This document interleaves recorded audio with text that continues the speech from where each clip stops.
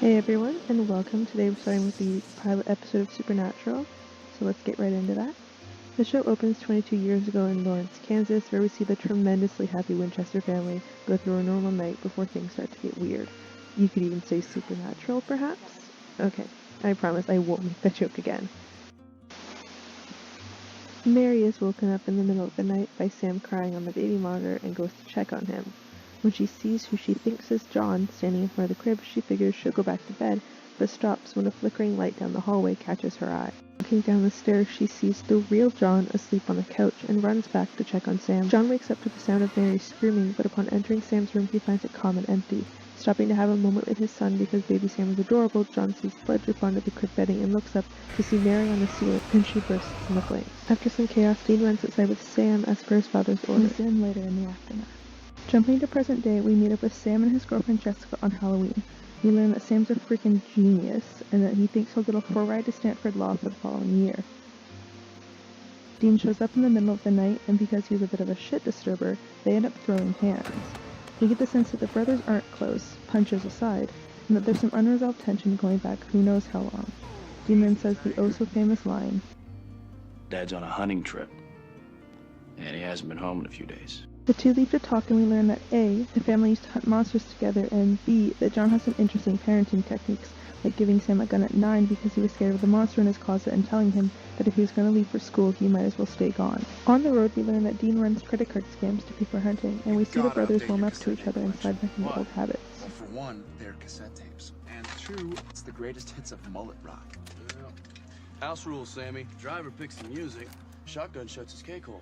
Sam is forced to listen to this mullet rock on their drive to Jericho. On top of the credit card scams, Dean has a lovely collection of fake badges that he practically collects like baseball cards. After doing some research, the boys find out what they're hunting during this trip: the Lady in White, a vengeful spirit who attacks unfaithful men, as well as an unfaithful man that drove her to snap and murder her children before killing herself. Doing some more research, the brothers find who the woman was and how she died.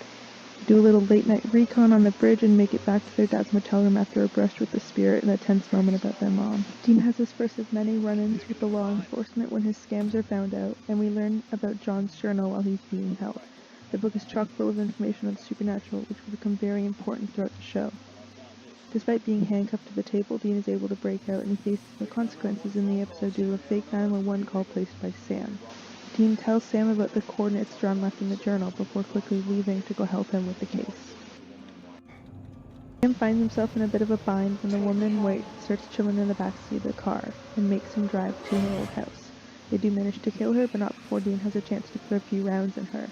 This is the only time we see a spirit released this way in the show, and let's be real, it's a very 2005 graphic show. Sam made it clear that he wouldn't be going with Dean to follow the coordinates John left, and they drive back to Stanford. While dropping Sam off, the brothers have a moment, and Dean mentions how well they work together as a team on the hunt. His reaction to Sam returning to his life shows us that he wasn't okay with Sam leaving like his father was. Sam. You know, we made a hell of a team back there. Yeah.